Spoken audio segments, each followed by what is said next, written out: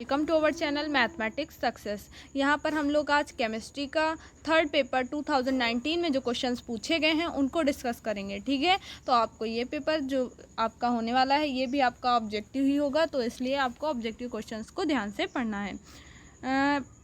अच्छा, एक कमेंट आया था कि हमें भी मौका दीजिए, क्योंकि मेरे इस पेपर में टिक लगे हुए हैं, तो इसलिए आपको तो पता चल जाएगा कि आपका सही आंसर क्या है। इसलिए अगले वीडियोस में मैं आपको कोशिश करूंगी कि ऑप्शन पे टिक ना हो और आप उसको देख करके अपने आप दे पाएँ। ठीक है, अगला है जब साम्य निकाय क्वेश्चन है, जब साम्य निकाय बर्फ से जल पर दाब लगाते हैं तो क्या होगा?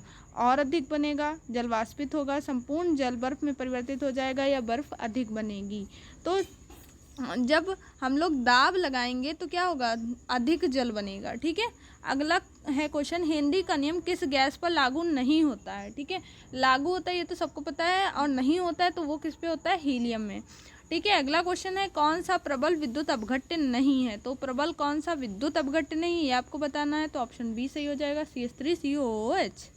ठीक है, अगला पूछा है, हेल्महोल्ट्ज़ फलन ए होगा। ठीक है, हेल्महोल्ट्ज़ फलन आपने पढ़ा होगा तो आपको पता होगा E-TS होता है।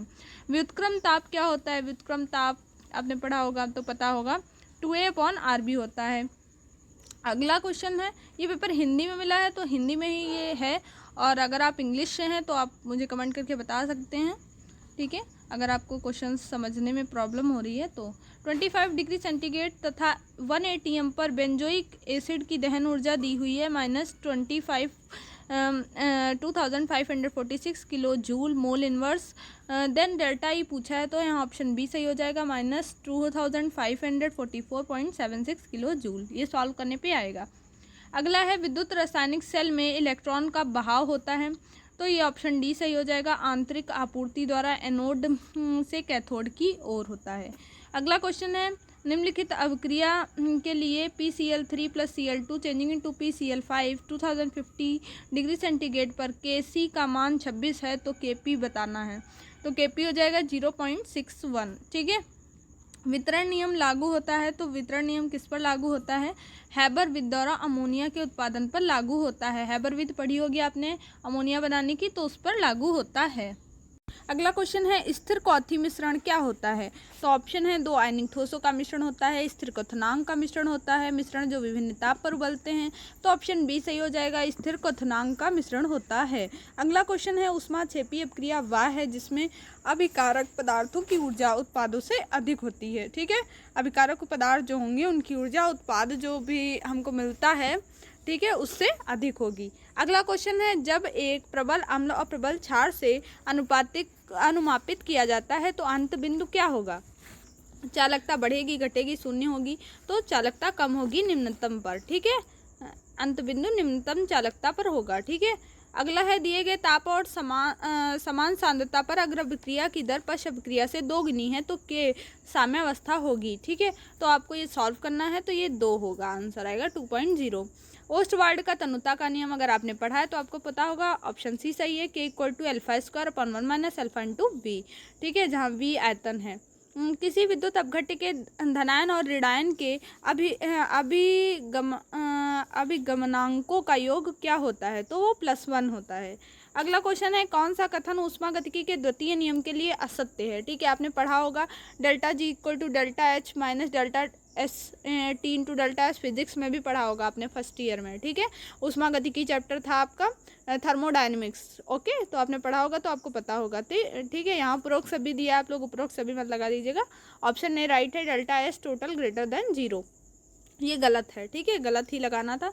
अगला है, T1 और T2 क्रमशः निम्न और उच्च ताप पर हैं तो कार्नो इंजन की दक्षता क्या होगी? तो वो होगी T2 - T1/T2।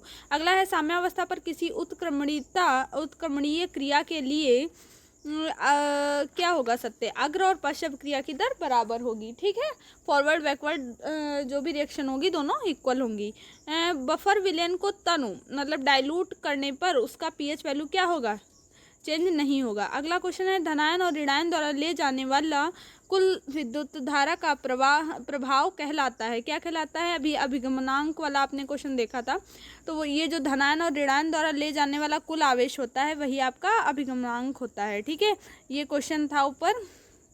यहाँ पे पूछा था अभिगमनांकों का योग कितना होगा, ठीक है। तो यही इसी टाइप से क्वेश्चन यहाँ पे है। तो अभिगमनांक होता है, ठीक है। अगला क्वेश्चन है सेल जिसमें एनोड धनात्मक और कैथोड ऋणात्मक होता है, ठीक है। एनोड धनात्मक हो और कैथोड ऋणात्मक हो वो सेल कौन सा होता है आपको कमेंट करके बताना है, ओके। इसके लिए ऑप्शन आपको दे देते हैं, ठीक है। ऑप्शन है रासायनिक cell, galvanic cell, electronic cell. 3 option है, इसमें से आपको बताना है कौन सा होगा। अगला क्वेश्चन है आपका, जब एक अवाष्पशील विलेय किसी विलायक में मिलाया जाता है तो क्या होता है, तो इसका हिमांक क्या होगा। हिमांक बढ़ेगा, घटेगा, स्थिर रहेगा तो घटेगा, ठीक है। अगला है गतिमान सीमा विधि, HCl में H+ आयन का अभिगमनांक 0.82 पाया गया तो Cl- आयन का बताना है अभिगमनांक, तो ये होगा 1.25।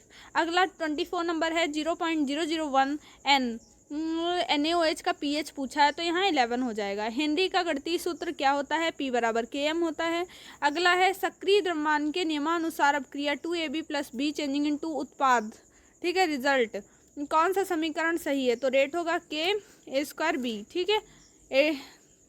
ठीक है, इसका मतलब 2 बार A, यहाँ पे देखिए A2 है, 2 मॉलिक्यूल है एक, इसीलिए यहाँ 2 पावर है B, ठीक, ये B का B है, समझ जाएंगे ना। ऑक्सीजन, नाइट्रोजन और CO2 मतलब कार्बन डाइऑक्साइड तीनों गैसों का मिश्रण, नंबर ए सही है यहाँ पे, एक प्रावस्था निकाय है, ठीक है। अगला एसिटिक अम्ल का डेसी नॉर्मल और अंतः तनुविलयन के विलयन की 298 केल्विन पर तुल्यांक चालकता 80 और 400 ओम इनवर्स है। तो पूछा है कि अम्ल का प्रतिशत वियोजन बताइए 50%। आपको न्यूमेरिकल्स अच्छे से पढ़ लेने हैं क्योंकि न्यूमेरिकल्स बहुत ही पूछे गए हैं, ठीक है। अगला है एक उत्क्रमणीय अभिक्रिया के लिए यदि अभिकारकों की सांद्रता 2 गुनी कर दी जाए तो सामान्यतांक क्या होगा, 1/4 होगा। अगला है किसी विलयन का pH मान 10 होगा, ठीक है। किस विलयन का pH 10 होगा, तो 10⁻⁻4 MkOH का मान जो होगा वो 10 होगा। अगला है कौन सा एक अणुसंख्यक गुण है, तो परासरण दाब है। अगला समतापी प्रक्रम के लिए कार्यफलन में पूर्ण परिवर्तन का सूत्र क्या होगा, ΔA का whole T = -nRT log V2/V1, ठीक है, आपने पढ़ा होगा, ये आपको पता होगा। अगला क्वेश्चन आया है पोटेशियम आयोडाइड जल निकाय का प्रावस्था चित्र निम्न में से, देखिए यहाँ पे ग्राफ वाले क्वेश्चंस भी आ रहे हैं तो आप इनको पढ़ लीजिएगा। ऑप्शन सी सही है, ठीक है, KL, तो ग्राफ वाले क्वेश्चंस आपको तैयार करने हैं, ऑप्शन सी सही हो जाएगा। अगला है उपरोक्त KL जल निकाय की प्रावस्था चित्र में पूछा है KL निकाय की वक्रता क्या होगी, तो AB, ये जो देखिए आप ये बना हुआ है वक्रीय, ये ऐसे हो जाएगा, ये ऑप्शन सही हो जाएगा। एक घटक के लिए प्रावस्था नियम क्या है, F+P = N 1 कह सकते हैं, F+P = 1 या F बराबर ये P उधर जाएगा तो माइनस का हो जाएगा, ऑप्शन बी सही है। अगला है लिथियम प्लस की आयनिक चालकता पोटेशियम के आयन की तुलना में कम होती है क्यों, ठीक है। Li देखिए लिथियम का होता है तो ये अत्यधिक जल योजित होती है, पोटेशियम का K होता है। आदर्श गैस के समतापी प्रसार में ΔE 0 होगा, ठीक है। स्थिर दाब पर बर्फ के साथ जल की साम्यावस्था मोलर उष्माधारिता पूछी गई है तो ऑप्शन डी सही हो जाएगा। वह ताप जिस पर कोई बहुरूपीय पदार्थ एक रूप से दूसरे रूप में परिवर्तित हो जाता है तो वो बायल ताप होता है, ठीक है। अगला है कार्नो इंजन की दक्षता 100% होती है जब सिंक का ताप 0 केल्विन पर रखा जाता है। अगला है वितरण नियम की सहायता से हम निर्धारित कर सकते हैं, क्या निर्धारित कर सकते हैं, विभिन्न प्रकार के विलायकों में विलेयता की विशेषता ज्ञात कर सकते हैं, ठीक है। अगला है द्रव्य जल और जल वाष्प युक्त प्रक्रम में प्रावस्था की संख्या क्या होगी, प्रावस्था की संख्या 2 होगी, ठीक है। अगला क्वेश्चन है कैरोमल क्या है, कैरोमल है मर्क्यूरस सल्फेट होता है, ठीक है। आपको ये सारे क्वेश्चन याद करने हैं मतलब अच्छे से, क्योंकि हो सकता है रिपीटेड क्वेश्चन हो, ठीक है, आपको देखने को मिले, पेपर्स इजी होगा तो आप लोग पढ़ के जाएंगे तो ज़्यादा अच्छा रहेगा। जल में आयोडीन की विलेयता की उपस्थिति में बढ़ जाती है, पोटेशियम आयोडाइड बढ़ जाती है, शुद्ध जल में मोललता होती है 55.6 होती है, ठीक है। आपको कैसे अटेंड करना है ऑब्जेक्टिव क्वेश्चन का पेपर भी, वो भी हम आपको बताएंगे अपने वीडियो में किसी एक पेपर से पहले ही, तो आप चैनल को सब्सक्राइब कर सकते हैं। अगर आपको वीडियो पसंद आ रही है तो लाइक कर सकते हैं, अपने दोस्तों के साथ शेयर कर सकते हैं, ठीक है। अगला क्वेश्चन है शुद्ध जल की मोललता क्या होती है, तो 55.6 होती है, आप याद कर लीजिए, हो सकता है ये क्वेश्चन बहुत इंपॉर्टेंट भी है, आ भी सकता है। अगला है रासायनिक अपक्रिया साम्यावस्था पर है तो क्या है, ऑप्शन कौन सा सही होगा, आपको बताना है, ठीक है। कमेंट में ABCD आप ऑप्शन करके लिख सकते हैं।